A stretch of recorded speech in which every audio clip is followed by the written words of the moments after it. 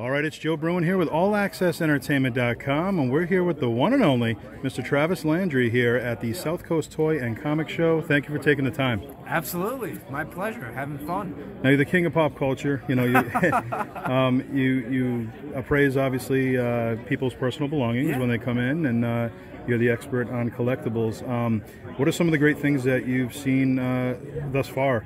Well, just today and this weekend, rather, we had some people come up with some signature comics and things that were rather very sentimental and personal to them, like a Bob Kane signed book or a Joe Sinnott signed Fantastic Four comic.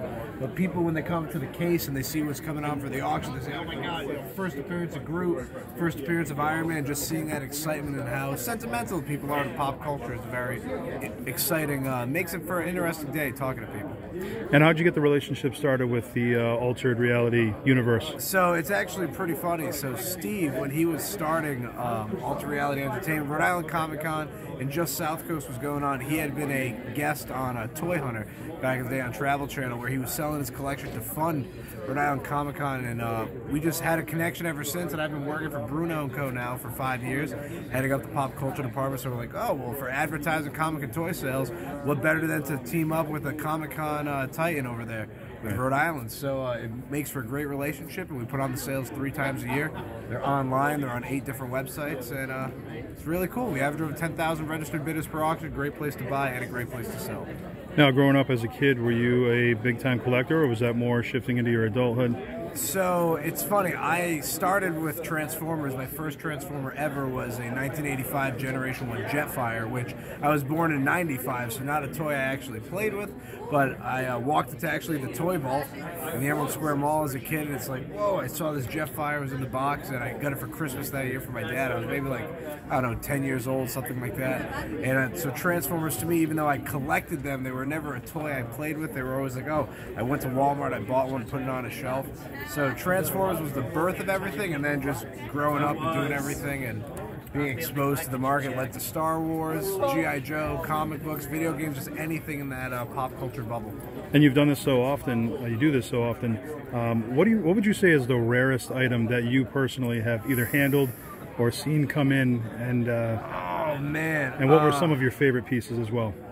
Okay, so what I would say for rarest piece we've ever handled here at the gallery was a Japanese Bullmark die-cast Makanda Robo gift set, which is this really rare late 1970s die-cast 3-piece combination robot, which at the time had reached $9,500 in the gallery.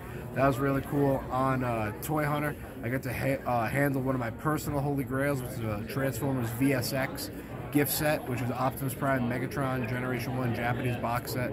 Very, very rare.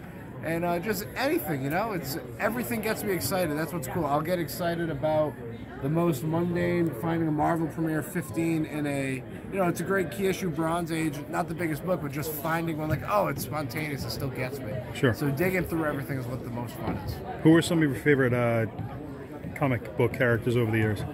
My favorite comic book character, I would say, is definitely, I've always been an X-Men fan, and if I were to say within the X-Men, I really like Cyclops. I'm also a Juggernaut fan, so those are my 2 characters. I've always been a Uncanny X-Men group. And side note, second close would probably be Ant-Man.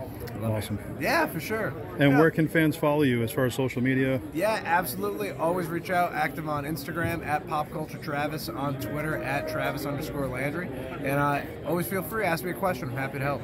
Travis, thanks so much for joining us today. This is awesome. Appreciate it, and hope to see you at some of the future cons, maybe Rhode Island Comic Con. Yeah, absolutely. All right.